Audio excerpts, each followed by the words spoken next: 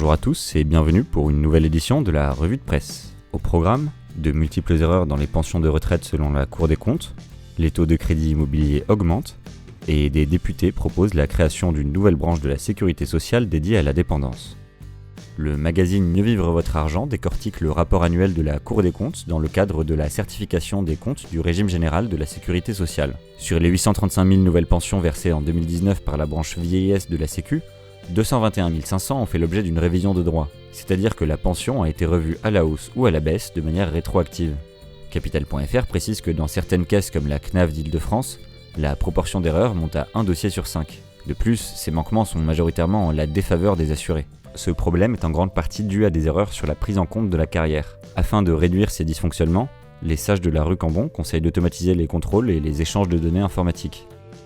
Selon l'étude mensuelle de l'Observatoire Crédit Logement CSA reprise par Le Revenu, les taux de crédit immobilier ont augmenté sur le mois de mai pour se retrouver à 1,25% en moyenne. Même si cela reste peu élevé, c'est une hausse non négligeable par rapport à avril où il se situait à 1,17% en moyenne. L'Observatoire précise que cette montée est une réponse à l'incertitude du marché causée par la crise du Covid-19.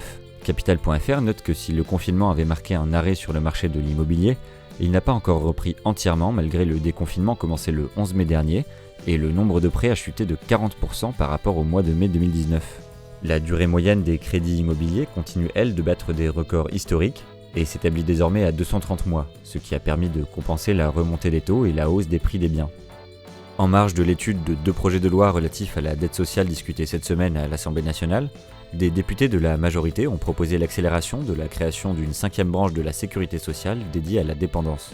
RTL rappelle que le gouvernement a déjà prévu de créer une telle branche, mais n'avait planifié d'en parler au Parlement qu'à l'automne, à l'occasion du débat sur le prochain budget de la sécurité sociale. Ce projet n'est pas nouveau et avait déjà été promis par Nicolas Sarkozy et François Hollande, sans jamais aboutir.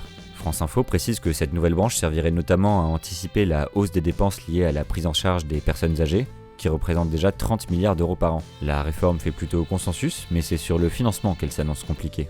Le gouvernement réfléchit à une réorientation d'une partie de la CSG vers la dépendance à partir de 2024 à hauteur d'un peu plus de 2 milliards d'euros par an, ce qui laisse encore 4 milliards d'euros à trouver sur les 6 milliards laissés à la charge des familles des personnes dépendantes. Lorsqu'elle était ministre des Solidarités et de la Santé, Agnès Buzyn avait également évoqué la création d'un 2e jour férié travaillé, en plus du lundi de Pentecôte. C'est tout pour cette nouvelle revue de presse, on se retrouve très vite pour un nouveau point sur l'actualité des finances.